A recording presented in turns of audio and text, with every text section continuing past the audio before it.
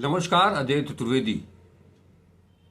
महाराष्ट्र और झारखंड में कल यानी कि 20 नवंबर को विधानसभा चुनाव के लिए मतदान होने हैं। इससे पहले दोनों ही दलों ने, दोनों ही गठबंधन ने, दोनों ही राज्यों में, दोनों गठबंधन की बात करता हूं तो उसका आशय इंडिया और एनडीए है। और अगर नेताओं की बात करें तो लड़ाई राहुल गांधी बनाम नरेंद्र मोदी, राहुल गांधी बनाम गौतम अडानी, राहुल गांधी बनाम एक्चुअल डेवलपमेंट, नरेंद्र मोदी मतलब बकौल राहुल गांधी, बकौल देशवासी, कुछ चुनिंदे रईसों को, अरबपतियों को का विकास। आम जनता यानी कि 90% जनता से कोई सरोकार नहीं। और अब जबकि चंद घंटे बचे हुए हैं मतदान के लिए, इससे पहले राहुल गांधी ने, ये पहला मौका है मुझे जहां तक याद है कि इस तरह से चुनाव प्रचार खत्म होने से ठीक पहले दो राज्यों में जिस ढंग से राहुल गांधी ने प्रेस कॉन्फ्रेंस की और एक एक चीज को सामने रखा, मेरा मानना है कि कुछ भी शेष नहीं बचा है। अब गेंद जनता के पाले में है। ये जनता को तय करना है कि वो 5 किलो अनाज से संतुष्ट है, वो मंदिरों से संतुष्ट है, वो एक आदमी के लगातार बढ़ते रसूख से संतुष्ट है, उसे अपने बच्चों के लिए शिक्षा नहीं चाहिए, उसे अपने बच्चों के लिए रोजगार नहीं चाहिए, उसे 2 वक्त का अनाज चाहिए या नहीं चाहिए, अनाज सस्ता चाहिए या महंगा चाहिए, रसोई गैस सस्ता चाहिए या महंगा चाहिए, 450 का सिलेंडर चाहिए या 1000 का सिलेंडर चाहिए।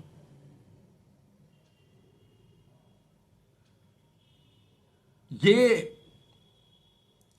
भारतवर्ष एक भारतीय गणतांत्रिक राज्य है जहां हर राज्य की अपनी एक अलग पहचान है, अलग आइडेंटिटी है, उसकी अपनी संस्कृति है, उसका अपना कल्चर है, अपनी भाषा है। इसीलिए तो इसे विविधता में एकता कहा जाता है। और ये संवैधानिक रूप से ये व्यवस्था की गई है कि हर राज्य अपने विकास के लिए अपने एजेंडे तय करेगा, विकास के लिए अपने प्रोजेक्ट्स बनाएगा, उसे सरकार में, प्रदेश में लागू करेगा। संविधान समतामूलक समाज की वकालत करता है, एकता और अखंडता की बात करता है। लेकिन महाराष्ट्र में जिस तरह से धारावी की 1 लाख करोड़ की जमीन एक पूंजीपति को दान में दी जा रही है, गरीबों को उजाड़ा जा रहा है। मैंने कल भी बताया था कि राहुल गांधी ने लोकसभा चुनाव के दौरान ही ये कहा था कि चीन का जो मार्केट है उसका जवाब अगर कोई है तो वो धारावी है, क्योंकि ये धारावी जो है वहीं पर लघु और मध्यम उद्योग हैं, व्यापारी हैं, उनका ये हब है। आप एक तरफ वन डिस्ट्रिक्ट वन प्रोडक्ट की बात करते हैं,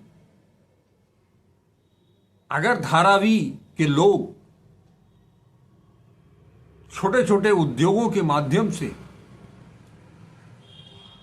चीन का मुकाबला कर सकते हैं तो आप सोच सकते हैं कि पूरा हिंदुस्तान अगर छोटे और मझोले व्यवसायियों को, व्यापारियों को अगर वो सारी सुविधा मिलने लगी जो पहले मिलती थी 2014 के पहले, तो ये हिंदुस्तान कहां से कहां पहुंच जाएगा। मंदी नाम की कोई चीज हिंदुस्तान में रहेगी नहीं। इस चीज को राहुल गांधी ने वहां की जनता को समझाया, महाराष्ट्र की जनता। राहुल गांधी ने वो 8 पॉइंट गिनाए, वो 8 प्रोजेक्ट गिनाए जो महाराष्ट्र से छीन करके गुजरात भेज दिए गए, जिससे कि 5 लाख युवाओं को रोजगार मिल सकता था।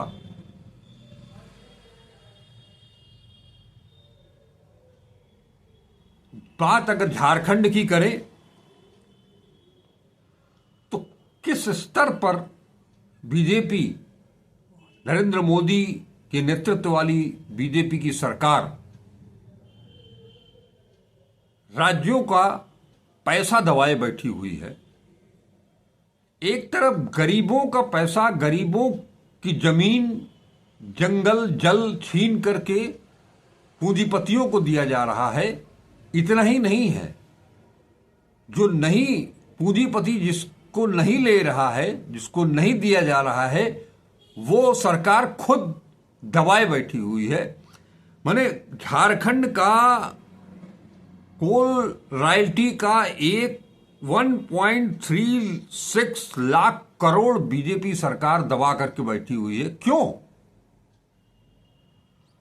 अगर आप विकास के हिमायती हैं तो विकास के लिए जिस राज्य का पैसा है उस राज्य को देना चाहिए। और एक बात तो तय है, मैं बनारस से बोल रहा हूं, राहुल गांधी अगर 8 प्रोजेक्ट की बात करते हैं कि वो महाराष्ट्र से गुजरात ले जाए गए, मैं ये कहता हूं कि देश भर का वो राज्य, वो सभी राज्य जहां पर कि बीजेपी राज कर रही है, उन सभी राज्यों में अगर कोई विकास होता है, विकास के नाम पर सारी की सारी पूंजी गुजरातियों के नाम पर लुटाई जा रही है। हर जगह ये कैसी समानता है कि पूरे देश में केवल एक ही राज्य है जिसका चहुमुखी विकास होना चाहिए, बाकी सारे राज्य अगर पिछड़ते हैं तो पिछड़ते चले जाएं, उससे कोई सरोकार नहीं है। क्या ये एक पक्षीय नहीं है?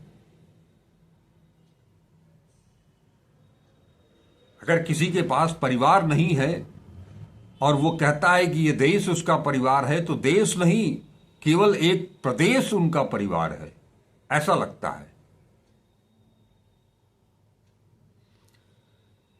तो राहुल गांधी ने कल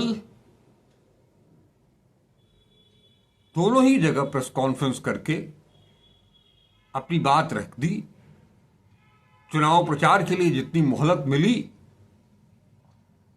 लगातार सभाएं करके, रैली करके उन्होंने एक एक चीज पब्लिक को समझाई है, चाहे वो महिला हो, युवा हो, बेरोजगार हो, किसान हो, मजदूर हो, व्यापारी हो, छोटे मझले व्यापारी हो, सबको शिक्षा से लेकर के स्वास्थ्य तक, आयुष्मान में आप 5 लाख रुपए तक का इलाज करा सकते हैं। यहां 15 लाख और 25 लाख रुपए का बीमा कराया जा रहा है हर जरूरतमंद के लिए, हर गरीब के लिए। ये सब कुछ जो संविधान की रक्षा की बात करते हैं, मैंने संविधान की ये सारी चीजें गिनाई आपको। सही बात है कि संविधान तो समानता की बात करता है, और समानता उसमें है कि जो गरीब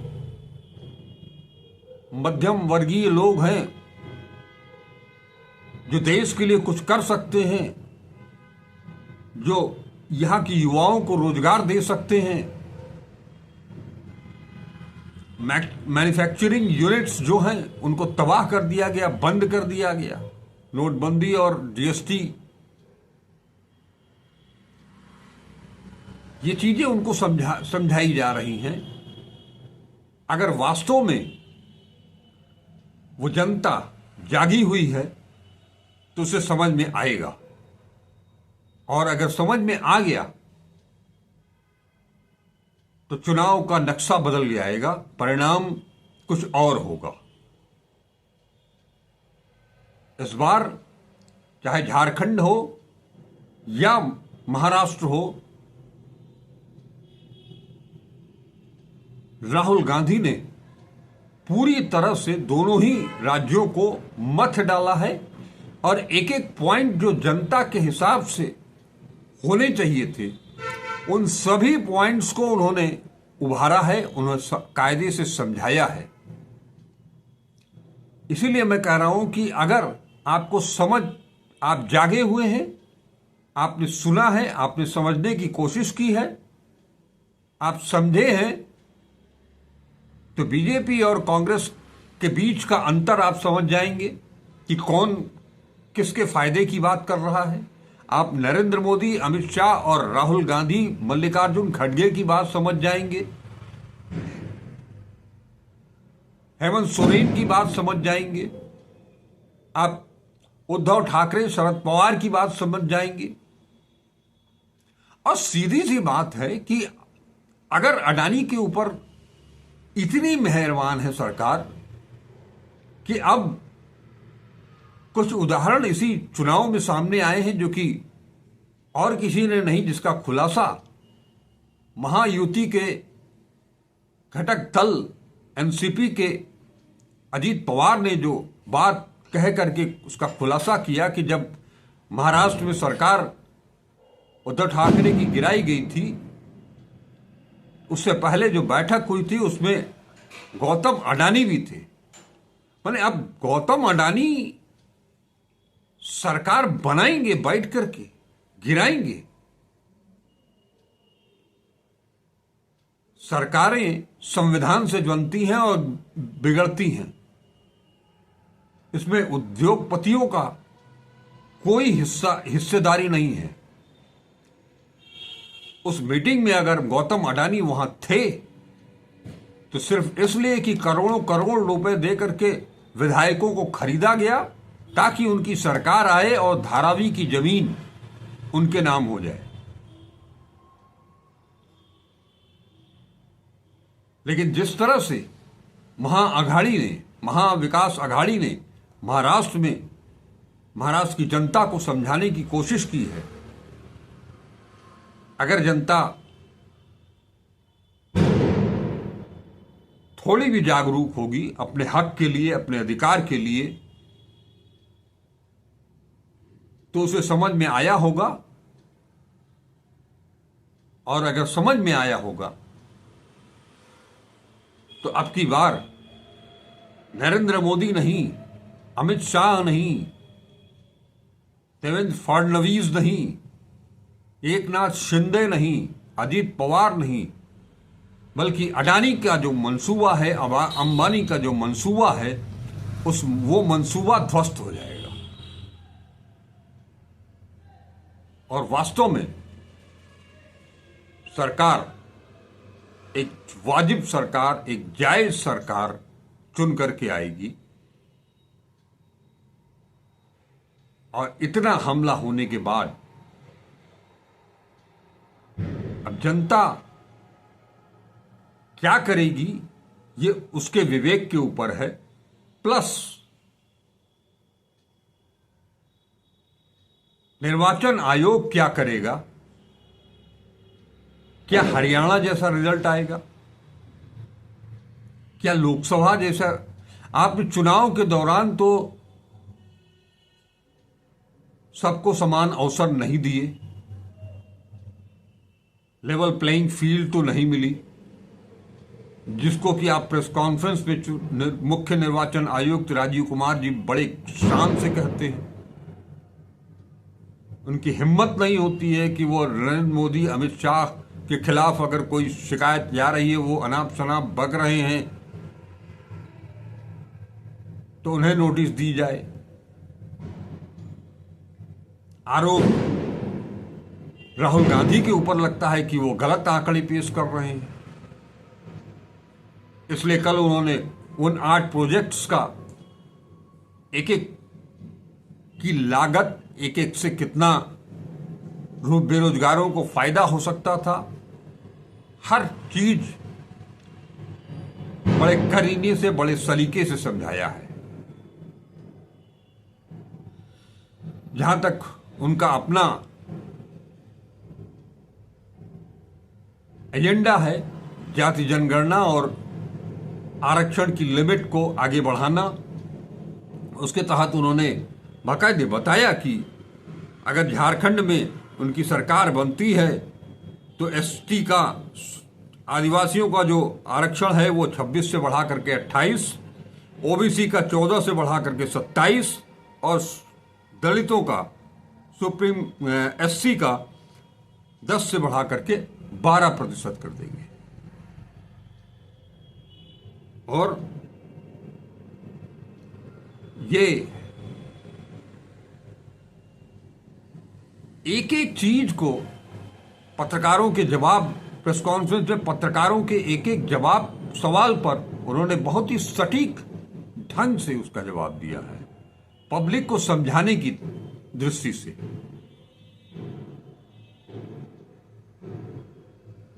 तो अब मैं फिर कह रहा हूं, राहुल गांधी ने, मल्लिकार्जुन खड़गे ने, हेमंत सोरेन ने, उद्धव ठाकरे और शरद पवार ने मिल करके पब्लिक को जगाने की भरपूर कोशिश की है। अगर पब्लिक जाग रही है तो उससे उसका हक कोई छीन नहीं सकता। अगर आप जाग करके भी सोए रहते हैं तो ये आपके ऊपर निर्भर करता है। इसके लिए आप नहीं चाहते हैं कि हमारा, आपका अपना भला हो, आप केवल और केवल भुलावे में जीना चाहते हैं, वो एक अलग चीज है। कल क्या होता है वो कल शाम को आपसे मिलेंगे।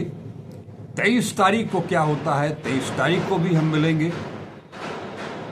तब तक के लिए, हालांकि मैं मिलता रोज रहूंगा, इन मुद्दों के साथ मतदान के बाद और परिणाम आने के बाद आपसे मुलाकात होगी।